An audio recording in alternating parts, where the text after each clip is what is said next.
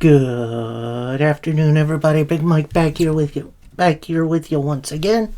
Welcome back to Big Mike Talks, where today I'm going to be talking about the week that was in pro wrestling.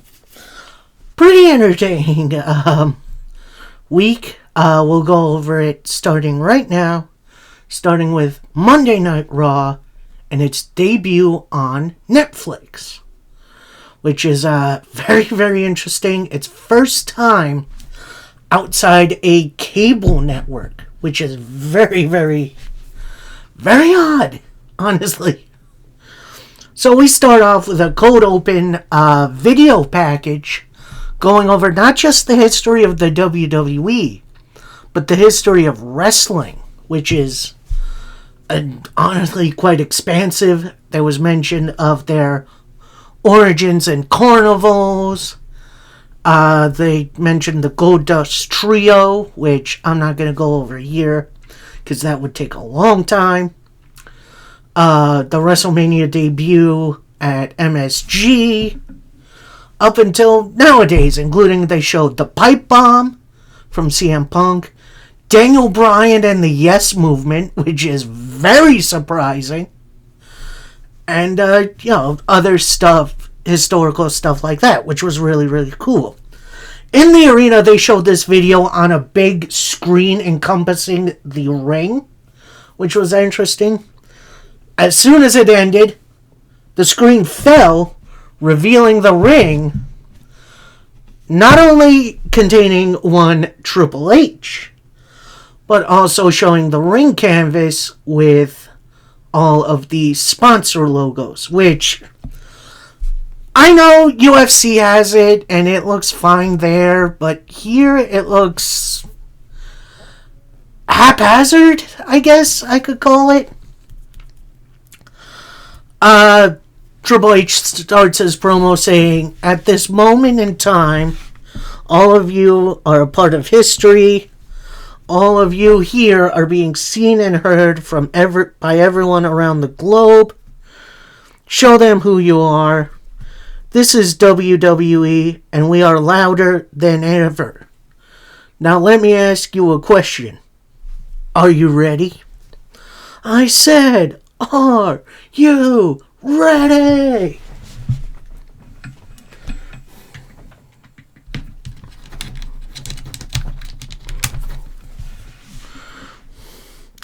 And then he says, "Welcome to Raw. Welcome to the Netflix era." So, nice little introductory promo. Definitely Triple H putting his corporate pants on, as it were. Then we get our first big surprise of the evening. If you smell, it's Dwayne "The Rock" Johnson. He's got his people's title. And then he comes out, gets in the ring, and he starts high-fiving people ringside. I'm like, okay, maybe he's not the Final Boss character right now, which is a shame because I really enjoyed the Final Boss. So he gets in the ring, gets on the microphone, says, "Years ago, when I was just a pebble," which I love that joke, by the way. That's a great joke. "I traveled with my dad, Rocky Johnson, up and down the road, taking all this in. And I was around where the only way to watch was either WWE was either buying a ticket or waiting until Saturday," that's very old school. He continues, "Tonight, we're making history. We are the largest gate in WWE history," which, very interesting that he used that term, because that was a term used by AEW back in All In. Not the first one, but the first one in London. Anyway, he continues. "Then finally, the WWE has come back to Netflix," which that doesn't make any sense. Then he does his his usual, "Finally, The Rock has come back to L.A." Then he puts his corporate pants on for the next part of this segment, where he says, "I want to acknowledge our great partners. Thank you to the people over at Netflix for allowing this," showing the Netflix execs up in the luxury box, which is very, very interesting.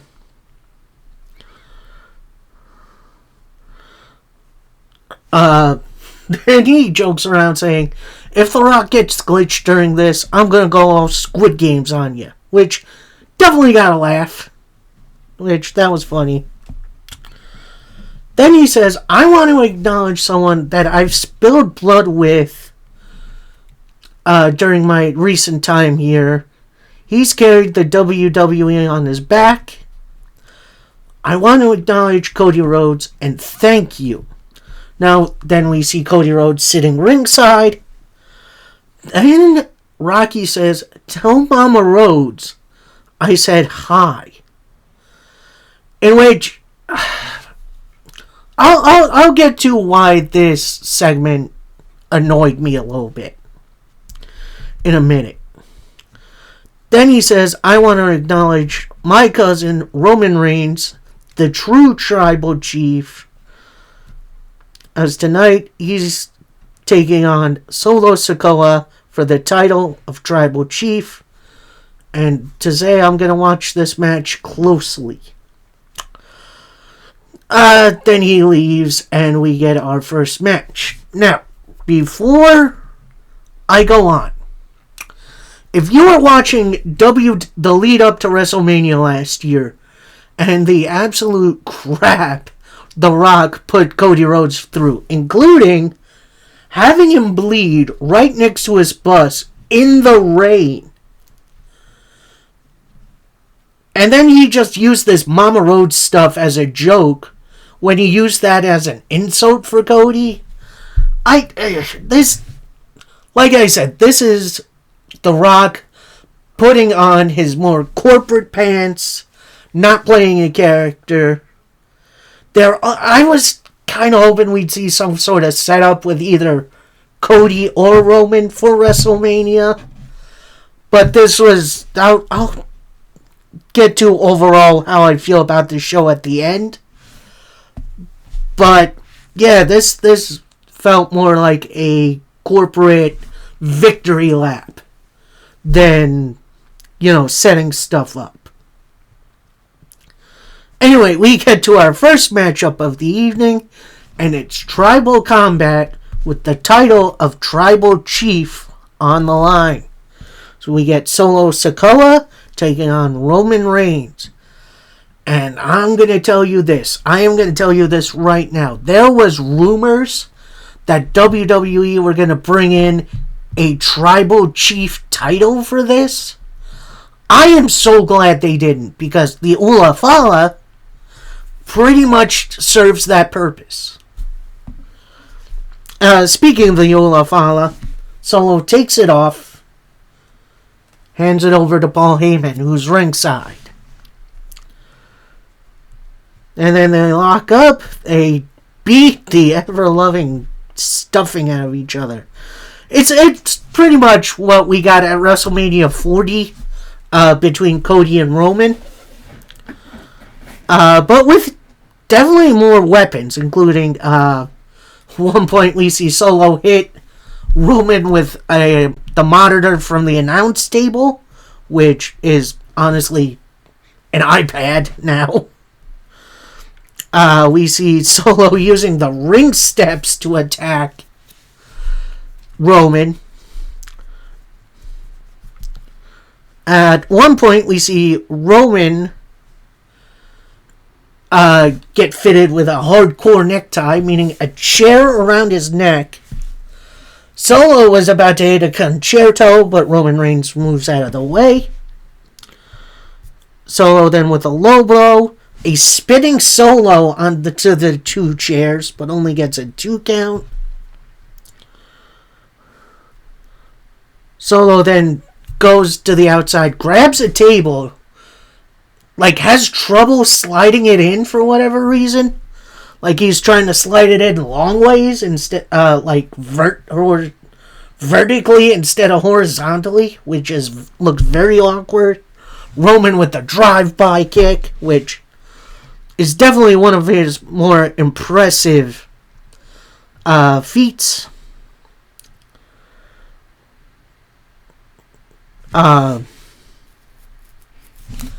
Then Solo with a couple of kendo stick shots goes to put the stick in Roman's mouth, which looks nasty. Roman then powers out of that move, hits a power bomb through the table, only gets a 2 count because out comes Tama Tonga, who pulls the referee out of the ring. And then Jacob Fatu attacks Roman, hits a super kick, an impaler DDT, which I'm so happy that's in his moveset. Hits a moonsault, Solo with the Samoan spike, only for a 2 count. Then Jacob backs the ref up into the corner. Solo hits the Samoan spike to the referee. Then out comes Sami Zayn and Jimmy Uso. Jay has a match later. We'll get to that.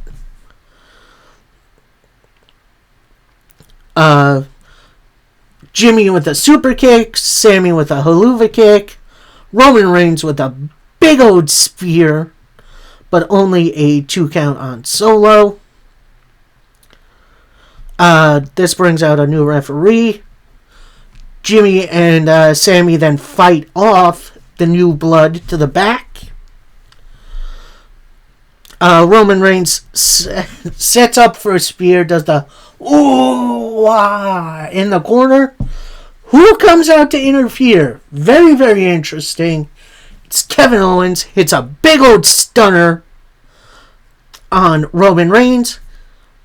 Kevin Owens then quickly tries to get Solo to cover Roman. He does, only for a 2. Then Owens with just a big old beatdown. Hits a pile driver on Roman Reigns, which that was gnarly.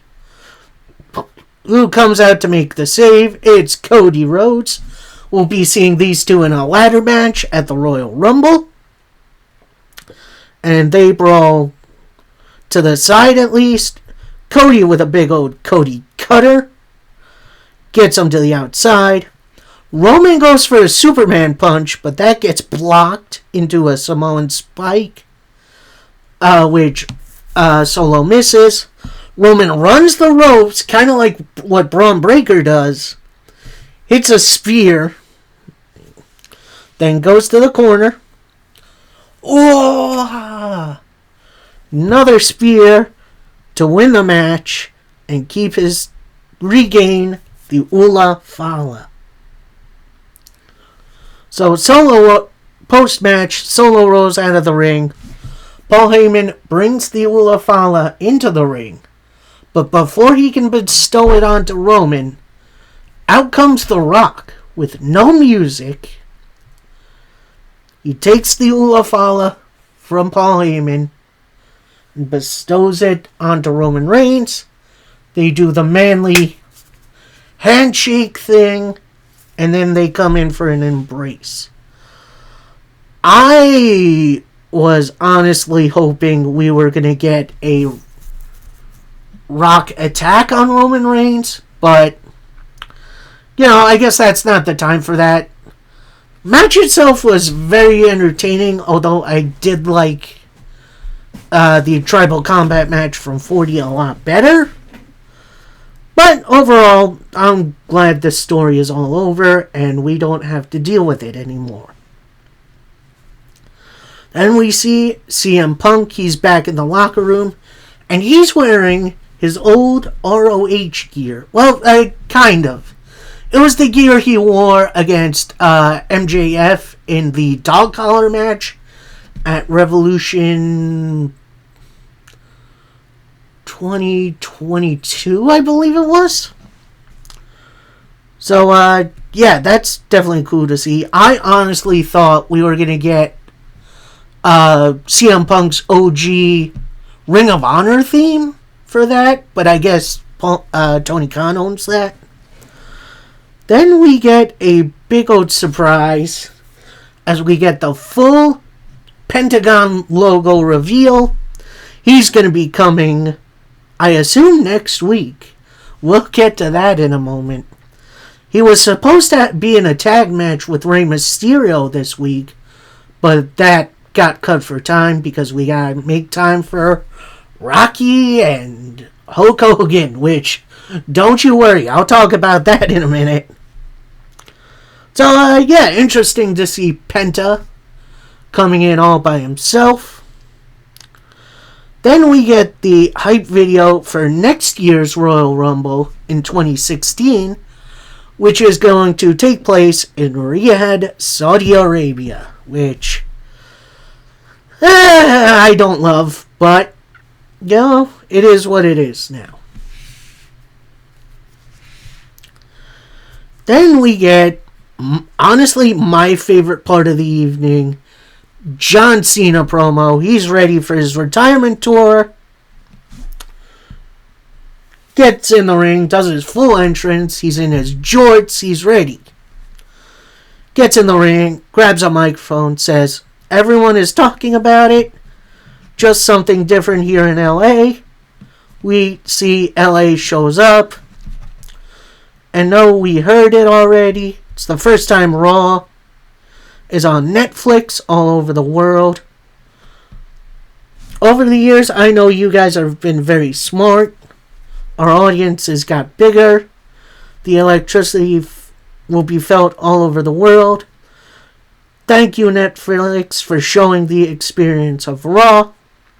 And thank you, Raw, to allow me here for the last time. Could not think of a better place to start my retirement tour. And I actually learned to wrestle here in LA, which is up to no good. I got a lot of history here. I rented my first place just down the road. And for one last time, I just want to say thank you. It's what it's all about. But it's a lot of noise. I've been hearing a lot of names being thrown out to hear who I want to see on my retirement tour. But the main question I hear is, when does the tour, on the tour, does Cena break his record? Meaning, breaking Ric Flair's 16-time world championship record. Which, if you count other titles, it's like way more, but I'll get to that. Then he continues, "I'm going to be honest. I don't see it happening. And I'm talking about this streak, not The Undertaker's streak, not Goldberg's streak. It has been 2,446 days since I won a match. And that's not why I'm doing this. My time is up, their time is now," which is a great line. The 17th title reign isn't going to happen. It's going to take a miracle if it is. I got a better chance of winning an Oscar, which previous night was the Oscars, so that's at least current. I'd have to win something like the Money in the Bank briefcase, survive the Elimination Chamber, or win the Royal, and then he tails off. Puts his finger to his chin, thinks about it. Then, in the goofy way he does it, he says, "Wait, I got a crazy idea. Why don't I win the Royal Rumble? I should be in the Rumble. And that is my best way to win and make history at WrestleMania. And the only time when I say never is never give up." So, I'm going to say this. I am not all for John Cena just getting this title shot. But I'd like to see him wrestle a champion. Maybe not at WrestleMania, but could be cool. I'm down. And like I said, this was the best part of Raw for me. And I can't believe I'm saying this because I'm usually a John Cena hater. Weird. Anyway, then we get a Logan Paul hype video saying, oh, I'm going to be doing this full time. This isn't just a side thing for me. Blah, blah, blah. Then we see him and a bunch of other celebrities in the arena, including Macaulay Culkin, who got a big old pop, that's honestly really awesome. And we get our next match of the evening. Yes, it's going to be like this. It is the Women's World Title match as Liv Morgan defends against Rhea Ripley. And Rhea tries some stuff early on. Liv evades most of it. Eventually, Liv rolls to the outside. Rhea with a cannonball off the apron misses Liv, but hits Raquel, that was awesome. Goes back in, and as that's happening, Dom grabs Rhea's leg. Liv tries for a Hurricane Rana that gets caught right into a powerbomb into the announce table.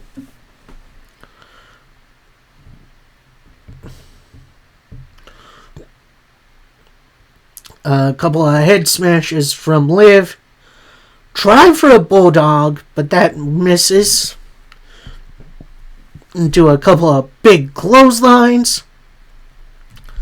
Rhea attempts a riptide, but that gets blocked. Into a backstabber and a tornado DDT, which was performed beautifully, only for 2. Liv with an attempt at Oblivion, but that gets blocked. Into a Rhea super kick, and then a riptide, only for 2. Then Dom grabs the Women's World title, slides it into the ring for Liv. The ref grabs it, tosses that out of the ring. Raquel then distracts Rhea long enough for Liv to recover, hit an Oblivion on the chair set in the middle, which it kind of how Liv originally beat Rhea with Dom interfering, but that only gets a 2. Liv with some impressive suplexes, hits a frog splash only for a 2 count, attempts the Oblivion that gets blocked into a massive Uranagi, and then Rhea hits one riptide, picks Liv up again, hits another to pick up the win. And as Rhea's celebrating with her newly won title, Dom gets in the ring. It looks like he's about to attack her. Rhea notices, turns to face him. Then Dom outstretches his arms like he's ready to come back. So, Dom goes in for the hug. Rhea kind of pushes him, puts her hand on his chest. Low blow right to the family jewels. And a riptide to send him home. Then, this weird thing happened. Rhea's going up the ramp. Then she stops right at the entrance of it. Then we hear a gong. Undertaker. But it's not classic Undertaker. It's American Badass Undertaker, for whatever reason. He gets a big pop. Does a lap of the ringside area on his motorcycle. Rolls right up to next to Rhea Ripley. They do the fist bump. And then they do the big Undertaker pose together. That lights off the fireworks for Rhea's celebration. I will admit, I expected Becky Lynch here, setting us up for either the Rumble or another WrestleMania match. But, yeah, Undertaker in the spot. That was very, very weird. And we go backstage. We're in Adam Pearce's locker room. Although beforehand, he was talking to Bayley. So we are in the transfer window for WWE. So we're going to see some people switching brands around. I assume what's that for. Before Pierce can get a word out for the interview, in walks American Made. So that's Chad Gable, Brutus and Julius Creed, and Ivy Nile. With Chad Gable taking the lead, saying, "Look at this continued ascent by my group. I'm the man who single-handedly took out the Alpha Academy. So next week, I want you to send me your best luchador." Adam Pearce asked, "Are you sure about that?" Gable says, "I've never been more sure of anything in my life." And then walks off. Adam Pearce has a little smirk on his face. We might be getting Pentagon Jr. versus Chad Gable next week. Which, yes, please. Yes, I'll take that. Thank you. Then we see more weirdness from The Rock. It's footage from his Instagram. He's saying hello to Travis Scott, we'll get to him in a second. Then we see him continuing to have some pleasantries with Cody Rhodes, including drinking tequila together. Then he reveals he's going to be on NXT the next night, which, kind of spoiler alert, it was a completely nonsense promo. It's probably online somewhere. Then we see more WWE superstars in the crowd. Rey Mysterio's there. Michelle McCool is shown. Then we see Topanga from Boy Meets World in the crowd. That got me good. Because I know she's a wrestling fan. So that's really, really cool. Then we see, top of the arena, you see Travis Scott. He's got his hardcore title. And you see him smoking a doobie. Which is absolutely hilarious. And he brings Jey Uso down for his next match. Then we got a preview hype video for New Year's Evil, which is the following night on NXT. Which leads us into our next matchup, as we got Jey Uso taking on Drew McIntyre. And Jey actually dives at Drew before the bell while Drew was making his entrance. Bell rings. Jey Uso tries for a dive again. Gets caught. Gets tossed right into the apron. Big old suplex. Big chop. Gets him in the ring. Sets up for the Claymore. 3, 2, 1. Whiffs. Jey Uso with a big enziguri. Back and forth brawling for a little bit. Then Drew with a massive powerbomb. But Jey pretty much hits a big old hip attack a little later on. Gets a crossbody only for 2. Hits Drew with a nasty looking neck breaker. Sets up for the Claymore again. Gets blocked. Jey Uso then with a straight kick to the gut, only for a 2 count. Jey then goes up for an Uso splash that gets caught into a spine buster, only for a 2 count. Drew then tries for the Future Shock DDT, that gets blocked. Jey tries for a Samoan drop, that gets blocked as well. Drew eventually hits the Future Shock DDT, only for a 2. Drew setting up for the Claymore, gets immediately hit with a spear by Jey Uso, only for a 2 count. Jay with a couple of kicks into a super kick. Tries for a spear again. Drew gets his knee up.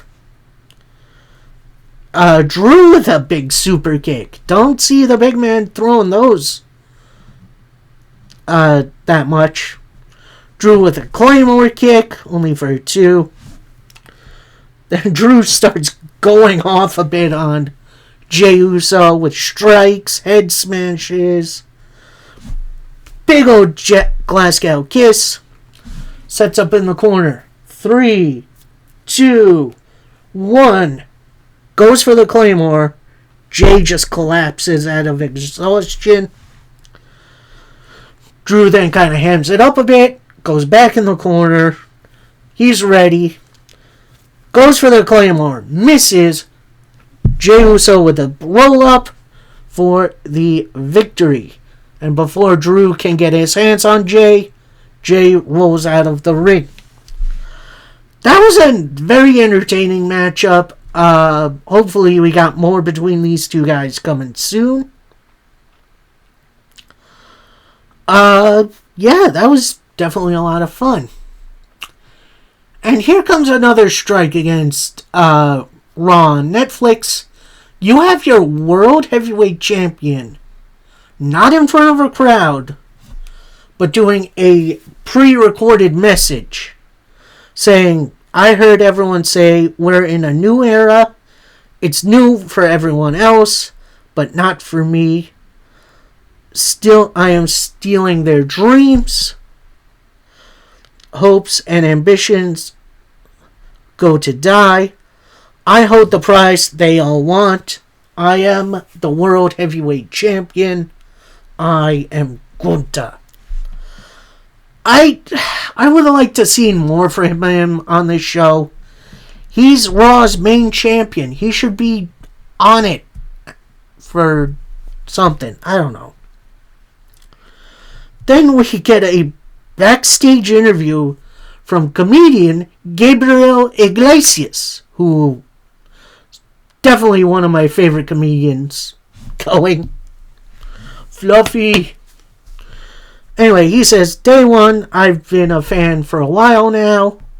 Then, before he can continue, in comes the New Day.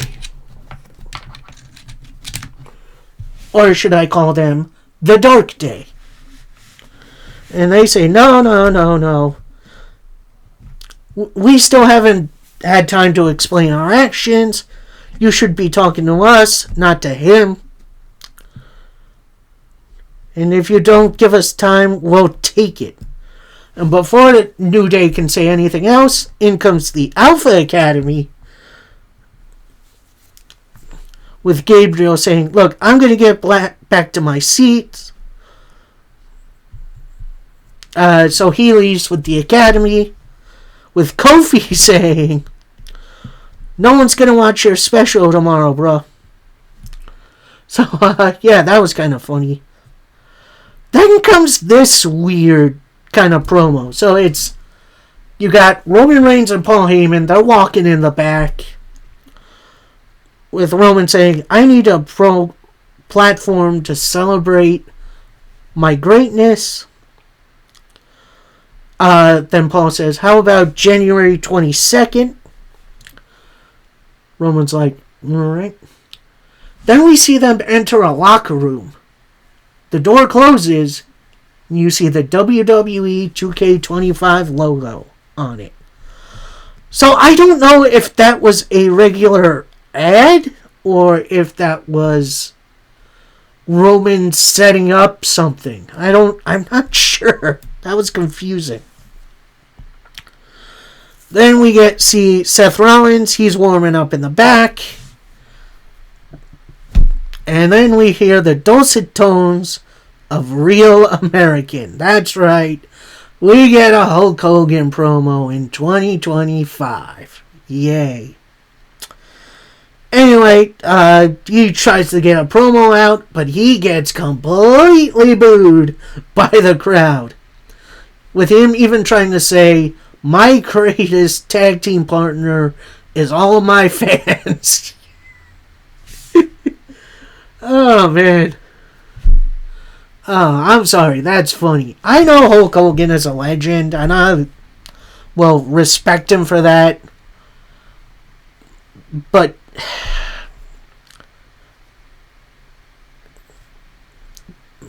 like I said, this was just corporate dealings doing corporate things. And considering, Hulk Hogan's beer is a sponsor of Raw now, I hope this is a message sent and WWE's like, okay, we don't need to do this again. I think a lot of us are pretty tired of Hulk Hogan. Like, he had his time, but him coming in and doing this is just kind of pointless. This could have been a pre-filmed ad. And I think that would have been fine. Then we could have gotten Penta and Rey versus the New Day, like we were supposed to. Instead of this nonsense. And then we move to our main event of Monday Night Raw, as it's Seth Rollins taking on CM Punk. And they don't lock up for this first bit of match. They go in swanging. Like, they beat 7 Shades of boot battle one another, including tossing each other into the barricade, tossing each other into the crowd. You see Seth using the announce table like lid and throwing it at CM Punk. Gets back in. Punk tries for a GTS, but that gets blocked. Then Seth with like a face wash. The ref breaks it up. Seth then kind of gets into the face of the referee. Punk then with a big old boot into a suplex. Tries for a superplex, but that gets blocked. Into a gnarly looking neck breaker off the top rope. Punk tries for his running knee strike in the corner. That misses to a couple of clotheslines. Seth tries for his bulldog, but that gets blocked into a bunch of clotheslines. Punk eventually does hit the GTS, but Seth Rollins rolls to the outside. Punk with a neck breaker on the outside. Then hits a dive on him. Slides him back into the ring. Punk with a crossbody. Seth with a roll through. Then hits a GTS himself. Punk rolls out of the ring.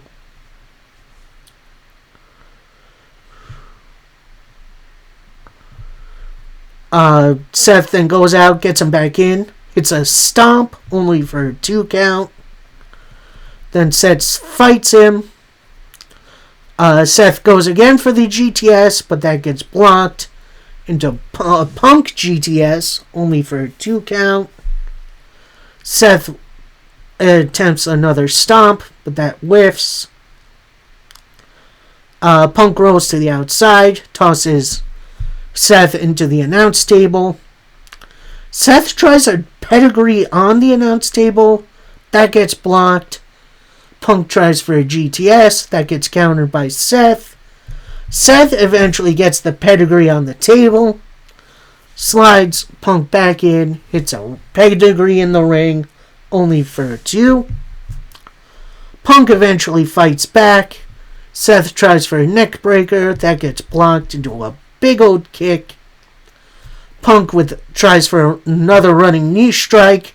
That gets caught, in which Punk hits a buckle bomb into Punk into the turnbuckles. Seth then with a big stomp. But as the ref is counting the 3, Punk gets his foot in the ropes. So that's broken up. Punk tries for a superplex. That gets blocked. Seth with a superplex right into a Falcon Arrow. But that gets countered by Punk into the GTS. Then Punk picks Seth up again. It's another GTS to pick up the win. And this was easily the best match of the night. They went pretty much move for move from one another.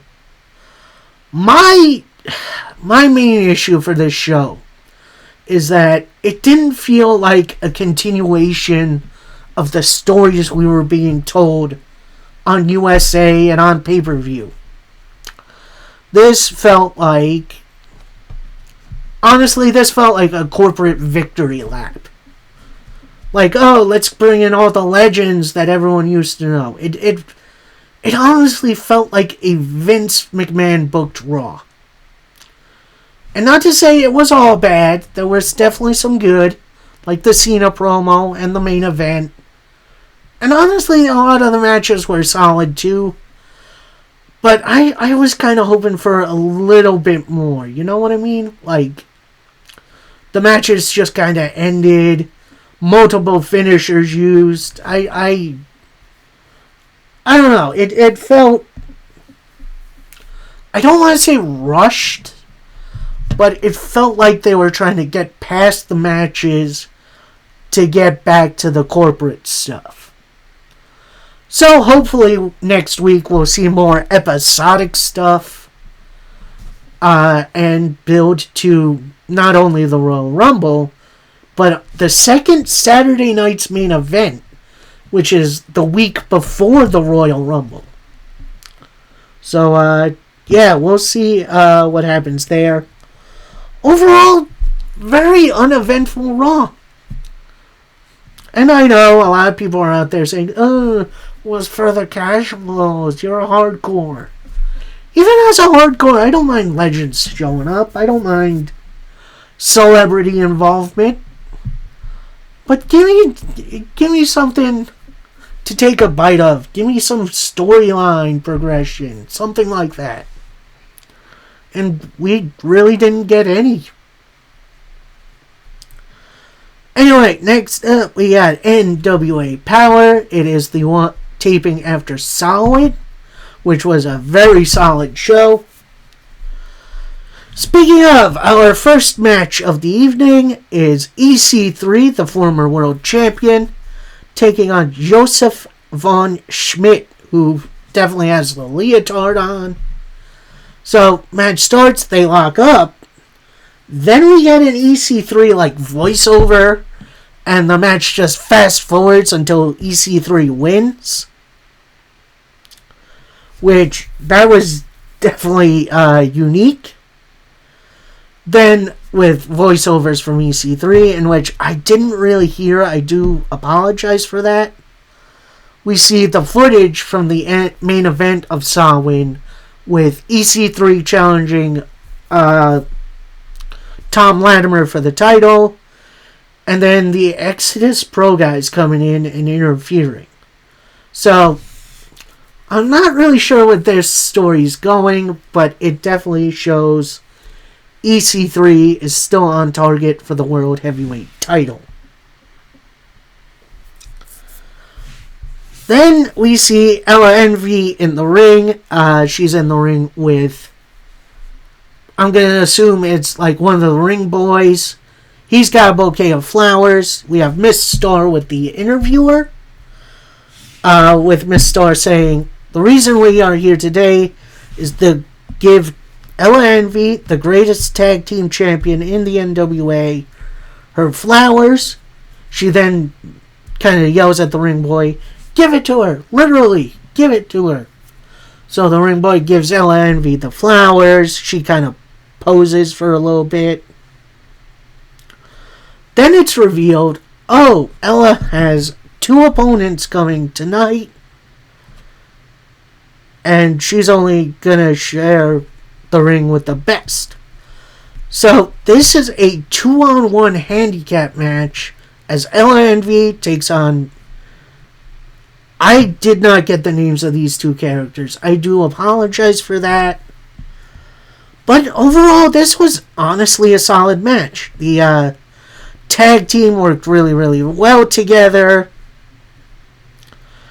And then after an LNV, TKO, and flatliner, out comes Natalia Markova. She gets in Ella's face. Then from behind, you have Tiffany Nieves hitting a chair shot to Natalia Markova. So overall, match is thrown out. But we do have some story between these guys. So it's not all bad.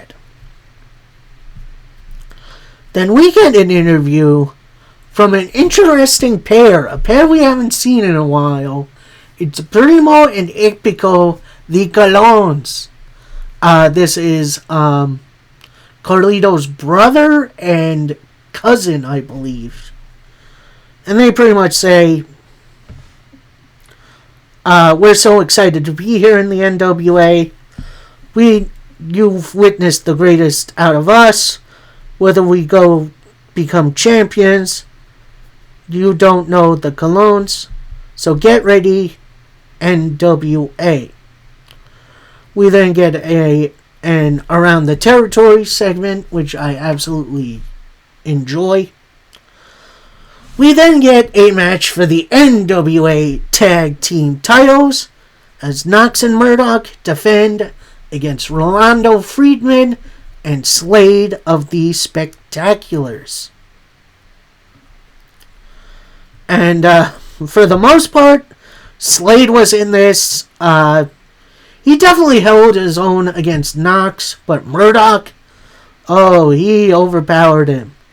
Then anytime either Knox or Murdoch was knocked down, Rolando would tag in, the opponent would get up, look at him, Rolando would tag out again. Which, that's funny. Eventually, Mike Knox kicks Slade into Rolando, who accidentally tags Rolando in. Knox then tosses him into the ring, tosses him into Murdoch, who hits a big old boot. They hit a double military press slam. Toss Slade back to the outside. Hit a gorilla press slam, which was very impressive. Murdoch then tags in. They hit a high-low to pick up the win. This was a very entertaining matchup. I love the little shit that Rolando has become.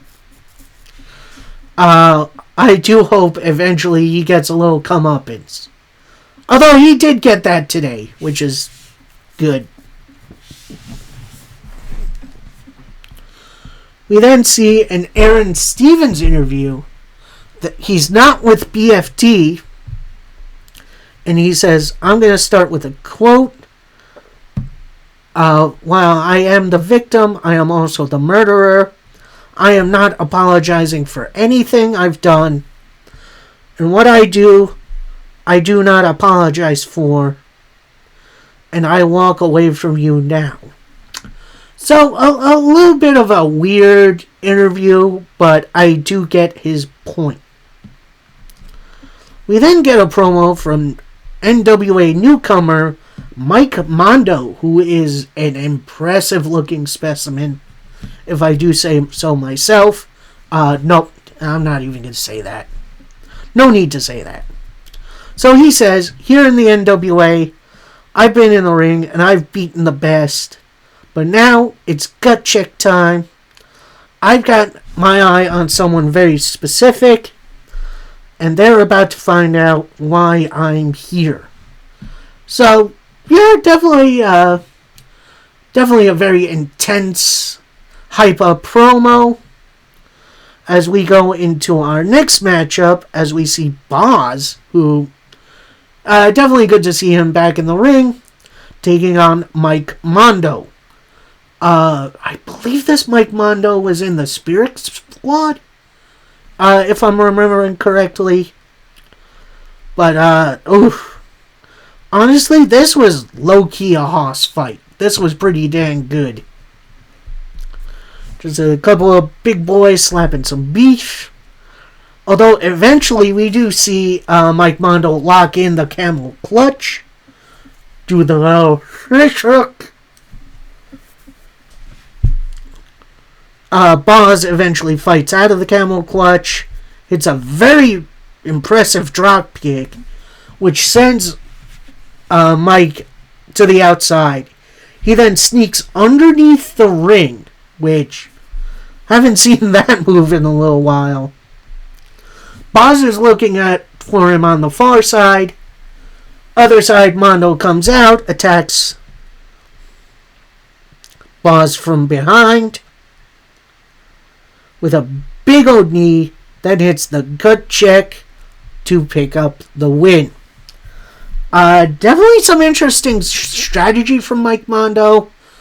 Interested to see where his career goes, because it's going to be interesting. Then we get to our main event of Power, as we got the Colons, Primo and Epico, taking on the Immortals. That's Odinson and Kratos. And early on, Odinson and... Actually, it was just Kratos throwing these two around for a little bit. Eventually, Primo and Epico get some double team stuff off, including an impressive leg sweep. Epico with a knee bar, tags in Primo. It's an elbow drop. Couple of stomps. Tags back in Primo. They exchange strikes. Eventually, Kratos fights back. Tags in Primo again with a big splash. Goes for a bulldog. That gets blocked. Epico and Odinson get tagged in. Odinson with his impressive uppercuts. Hits a suplex, an F5. Goes for a Death Valley driver. That gets blocked into a DDT.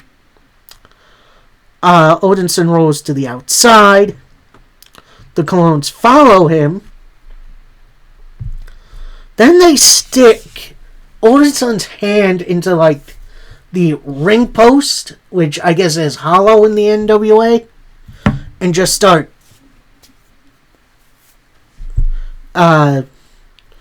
kicking it and striking it.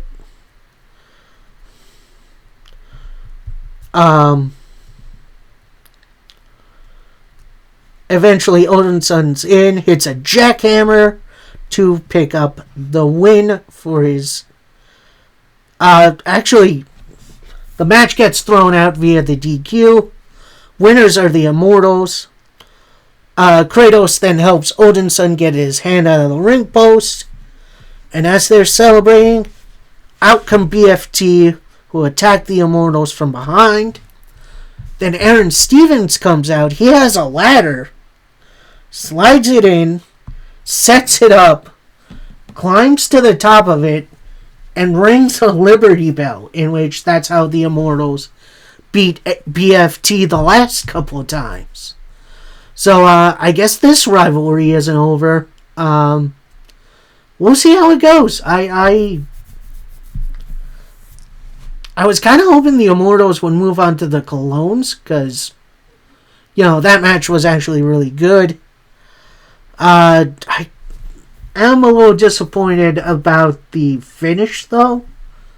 So, hopefully we do get more of a clean finish for a match of theirs going forward. So, that was Power.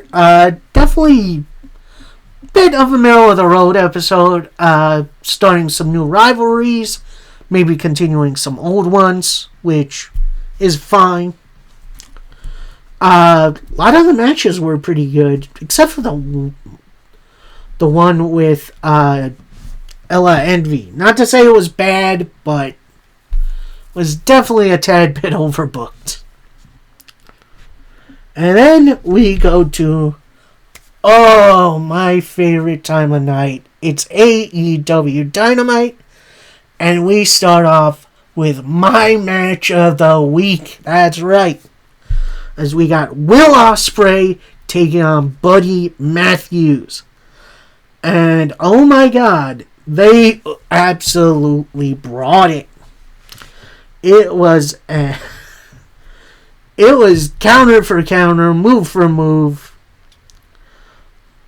A couple of times, Buddy Matthews counters the Oscutter. Buddy tries for a clothesline. That gets caught right into a Styles Clash from Ospreay. That only gets a 2. He sets it up. Buddy's like, come on. Ospreay with a hidden blade to pick up the win. And like I said, this is my match of the week. And if you haven't seen it, go look for it. Because this was an amazing little matchup. Post-match, Will Ospreay gets a microphone. He says, hey, let's give it up for Buddy. Crowd gives him a little clap. Ospreay then continues, I've admired you from afar. Both you and Brody don't need a leader. But you showed up and proved you can hang with the best. Hopefully this isn't the last time we meet. But if you ever need a man in your corner, I'm your guy. Which, an endorsement by Will Ospreay. That goes a long way for Mr. Matthews. And, with the rumors of Malachi Black potentially leaving AEW, we'll see. We'll see if Buddy and Brody take Mr. Ospreay's deal up, which might not be a bad idea. We then get some highlights from Wrestle Dynasty, which was very, very cool. Then we get a private party title celebration. They bring out, keeping it PG, some ladies to share some drinks with. They're in their little area on the top of the ramp. And they say, last Saturday, we made history. We're the first tag title match on Max on TNT. And we came in champions. We came out champions. But now we get to celebrate. But before any bottles are popped, out comes the Hurt Syndicate. So that's MVP, Bobby Lashley, and Shelton Benjamin. Shelton Benjamin in a great trench coat suit. He looks like $1 million. MVP taking the lead, saying, "Now this is a party." He and his guys get into the area. He's saying, we're obviously not all business. I'm fit for this. Pour me a drink.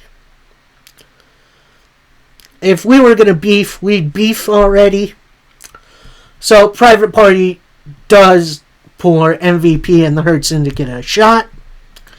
MVP says, a toast to Private Party. A toast to the tag team champions.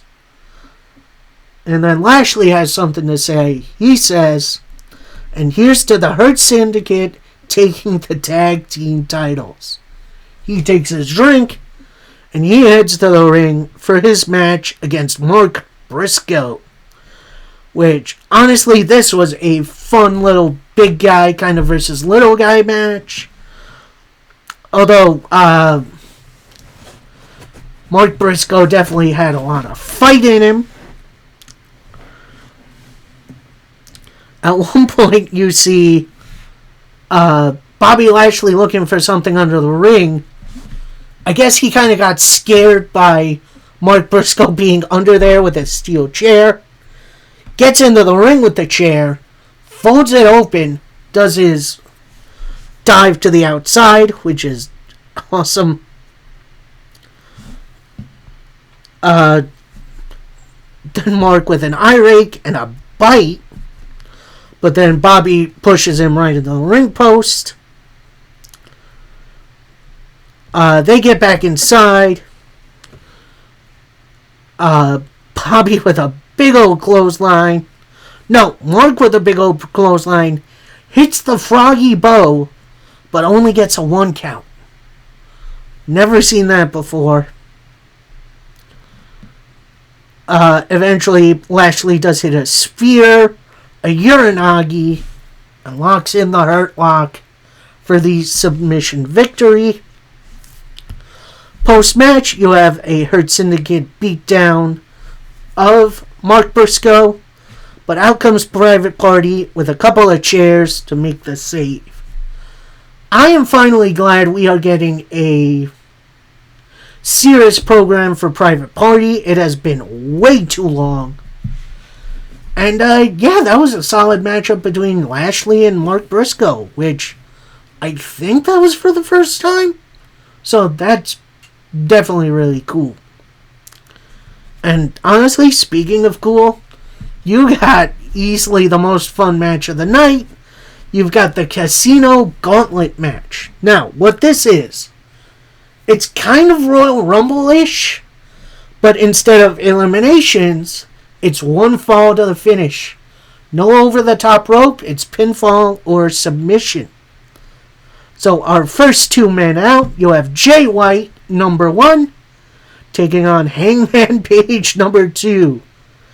And while they start off just jabbering to each other a little, talking smack, eventually it does get physical. Jay White rolling out the chops. Who knew he had that in him? They trade roll-ups. They trade finisher attempts. Eventually, Jay White hits a superplex. Man in number 3, it's Wheeler Yuta. Slides right into the ring, right into a Blade Runner from Jay White, who only gets a 2 count. Yuta tries for a crossbody. No, Jay White tries for a crossbody. Gets caught by Hangman Page. It's a wicked fall-away slam. They go a little move for move for a little bit. Man in number 4, initially, Swerve Strickland's theme plays. So we get a whose house? Crowd says Swerve's house. Then immediately after, Ricochet's theme starts playing to a chorus of boos. So man in number 4, it's Ricochet, who pretty much tosses Yuta to the outside. Gets a big old dive in. And then a crossbody moonsault combination, only for 2. Hangman Page gets in, hits a couple of uppercuts. And then a clothesline over the top rope. Number 5, 5th man in. It's Adam Cole, baby! And he looks great. Gets in there. Doles out some super kicks. Hits a Panama Sunrise on Yuta, only to get a 2 count. Man in number 6. It's the TNT champion, Daniel Garcia. And he gets in, pretty much goes right into Yuta's face. They brawl for a little bit. Eventually, everyone's in. They hit some moves on each other. Pretty much everyone's on the outside, but Ricochet, man in number 7, Powerhouse. It's Powerhouse Hobbs, and he just runs. He runs everybody out. Like, he's running house all over the place. Eventually, he does eat a dropkick from Ricochet. Man in number 8, it's Roderick Strong. So we got the boys coming out. Hitting a couple of backbreakers on everybody.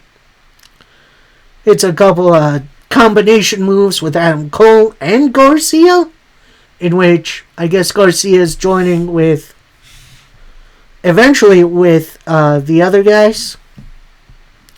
Jay White attempts a Blade Runner that gets blocked. Yuta with a low blow. Man in number 9, It's Lance Archer. And woo, I love me a little Lance Archer, boy.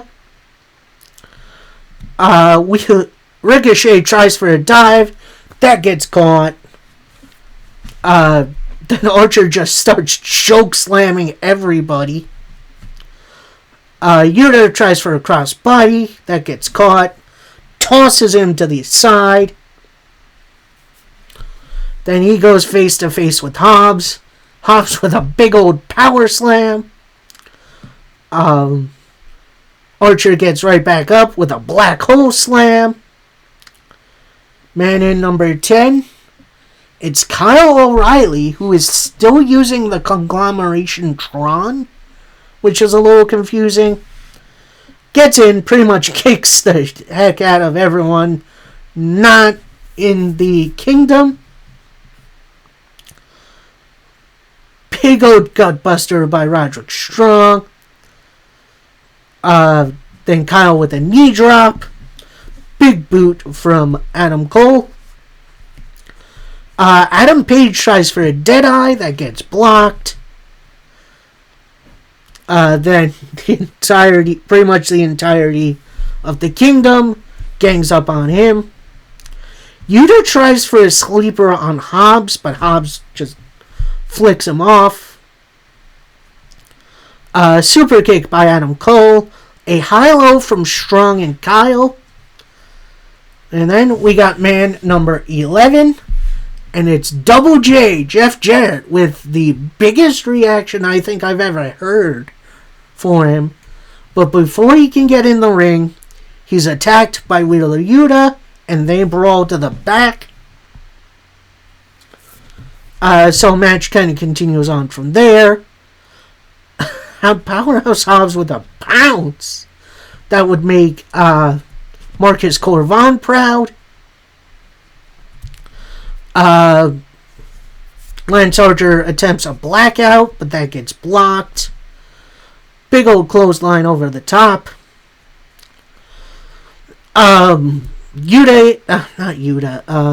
O'Reilly in, tries for a couple of kicks. Hobbs with a spinebuster, the pin, and the win. So your new number one contender for the AEW World title, it's Powerhouse Hobbs. And he's in the ring. Renee Paquette gets in the ring for an interview where Powerhouse Hobbs says, "Let's shoot. Moxley, you brought me to AEW, but next week I'm going to shock the world and make Mox my bitch." Oh, love that. Love that from Hobbs. So Hobbs is leaving. Jeff Jarrett is coming back out. They shake hands. Jarrett gets in the ring. Then we cut to a Christian Cage versus Hook hype video. We're going to see that match next week. Then we get a Jeff Jarrett interview.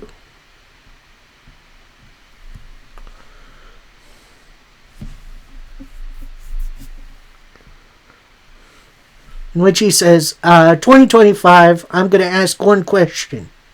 Do I still have what it takes to go the distance? Before he can answer, out comes one of the more interesting interruptions. It's MJF. They have a little face-off. MJF gets his microphone, says, "I don't believe we've met. You're looking at the best and longest reigning AEW World Champion of all time, and I want that title back." And that felt like a lot of work. You got beat up by Yuta, and none of these men are worthy of holding my title. But there is one man who is. He is giving everything to the business. He's a 12-time world champion. It's you, Jeff Jarrett. And now, yes, I had to Google your history because I'm not a mark. But my dad was a very big fan of yours. It's clear you want to be AEW World Champion. But it's clear that the clock is ticking. And you haven't been honest, Double J. Because I know the contract you just signed is only for 1 more year. And it's clear it's not what you wanted. You've given all you've got.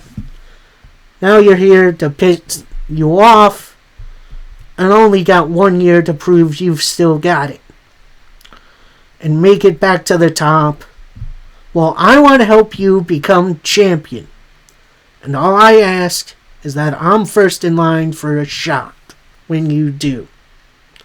So what do you say, Jeff? You want to make a deal with me? MJF extends his hand. Jeff Jarrett thinks about it for a little bit. Then he says, you were champion. You were the longest reigning champion. But you're still too young to realize you learn far more from your failures than from your successes. It's clear you're just a one-hit wonder. That starts a one-hit wonder chant, which is fantastic. Jarrett continues, I know the road I need to go down. I've been at rock bottom before. Life put me there more than a couple times. But it gives me opportunities to get back to the top. And it was clear that you chose not to be in the gauntlet tonight, MJF. Instead, you tried to take the easy road. And what a difference a year can make. But when it comes down to this, I don't need you. Jeff Jarrett then gets the biggest pop in the world and leaves the ring. It is crazy that Jeff Jarrett is this over right now. Like, if you were to ask me what I thought of Jeff Jarrett getting this over like 7 years ago, I would have said, no way. But I'm into it. Like, is Jeff Jarrett the best wrestler in the world? Absolutely not. But is this story compelling? Is this story interesting? Absolutely. This is why I'm so behind it. Let's see if we can't do something with Double J for one last run. Then we cut to a commercial, come back, it's time for Adam Copeland promo. And no, I'm not calling him Cope, because that is the worst name change I think I've ever heard. He says, Jon Moxley, you and your Death Riders took out Danielson, you took out Darby, but the sin you can't repent from is when you went after FTR. I came out here and I say, you say the young guys don't have what it takes to be champion. No one has fought through what I have. I will die on that hill. I broke my neck versus Eddie Guerrero. I got back up and I won the match. You're looking at the man who fought Malachi Black in a steel cage match, broke his leg, I got back up and I won. And I know you're one of the toughest guys here, but what can you do to me that hasn't been done before? At that point, the Death Riders theme hits. Mox, Claudio, and Yuta come out from the crowd. Looks like they're about to attack Copeland. Then from behind them comes FTR. All 6 of them start brawling. It's a big old melee. Then we see in the ring, Marina Shafir comes in and attacks Copeland with the case containing the AEW World title.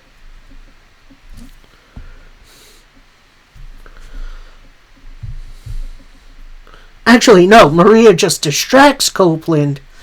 Pac attacks Copeland with the case. It's good to see Pac back.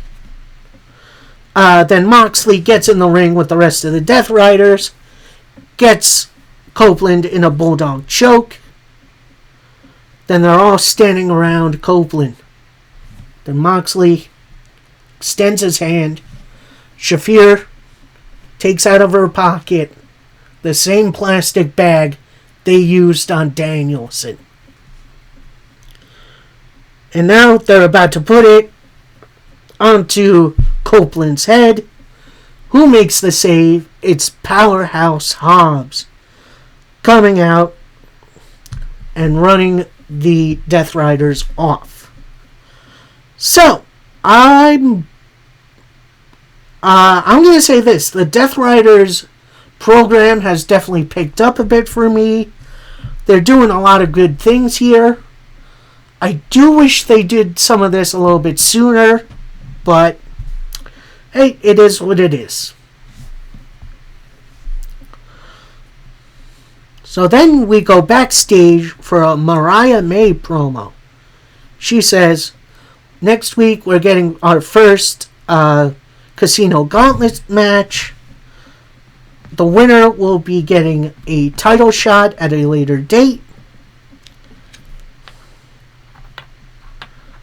Before she continue, in comes Harley Cameron, of all people, says, I know you got a lot on your plate, but let me give you an appetizer on Collision. Mariah May then says, obviously you're not getting a title match.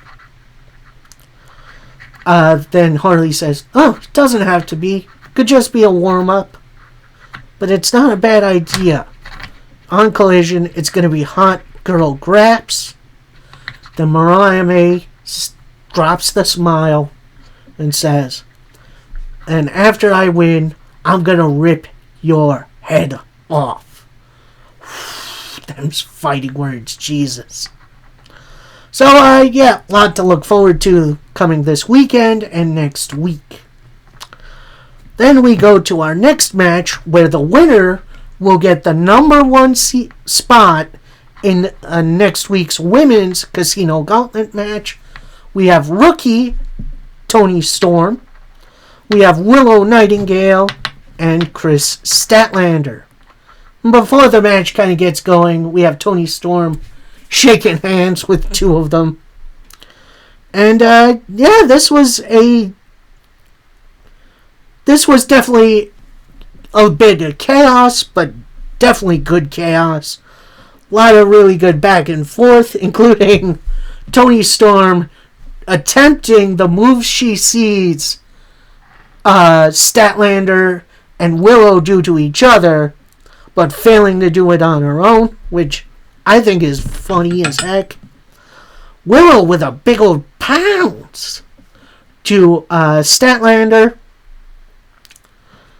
Tries for a Death Valley driver, but gets blocked. Toni Storm then kicks both of her opponents in the corner. Kind of hits a weird hip attack that I don't think she meant to. Willow with a big old cannonball hits the Death Valley driver only for a 2 count. Goes for the Babe with powerbomb. That gets blocked. Into an electric chair. That gets blocked as well. Willow with a big boot. Suplex. Tries for a superplex, but that gets blocked. Right into a powerbomb try. That gets blocked. For a Wednesday Night Fever. So your winner, Chris Statlander. Yeah, I think Statlander definitely deserved that win. We'll see how it goes. Cut to an ad. Cut back. We are in the back with a Toni Storm interview where she says, no, clearly I'm not ready yet. Next week that gauntlet is going to be amazing, but cannot be tonight. Going forward, time will tell. And now we got our main event segment. It is the AEW return, AEW Dynamite return of Kenny Omega. And he doesn't come out to Battle Cry, which is definitely on the list of one of my favorite theme songs. But he comes out to this, like, Sephiroth sounding Final Fantasy theme, which honestly is pretty epic. Gets in the ring, gets on the microphone. He gets all kinds of adulation from the crowd, which he absolutely deserves. Says, "This isn't making it easy, but thank you." He starts his story saying, "A little over a year ago, I had been diagnosed with diverticulitis, and that took 2 feet of intestines from me, and the past year has been a big old roller coaster ride. And as soon as I got out of the surgery, I asked 2 questions. How long will my recovery be? And how long until I can return to the ring?" The doctor then told me it'd be lucky if you lived a normal life. Kenny continued, "I clearly pushed things way too hard, and I was in the hospital for a long time, and I thought to myself, is this all worth it? And I felt like giving up was the safest option. But then I thought to myself, what purpose would I hold without all of you? So I found my purpose.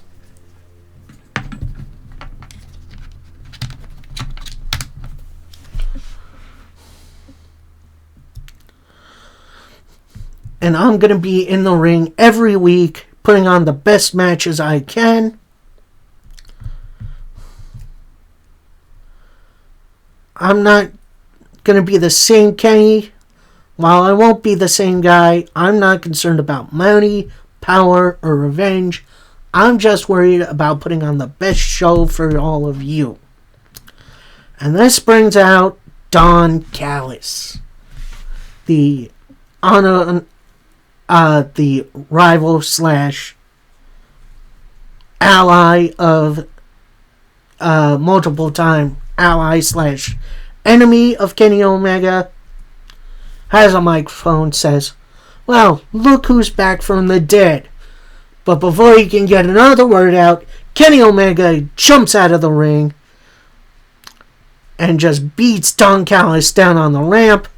This brings out Brian Cage and Lance Archer, who beat Kenny up on the ramp, get him in the ring. Kenny fights back after a little bit, but Lance Archer with a big strike to Kenny Omega's gut.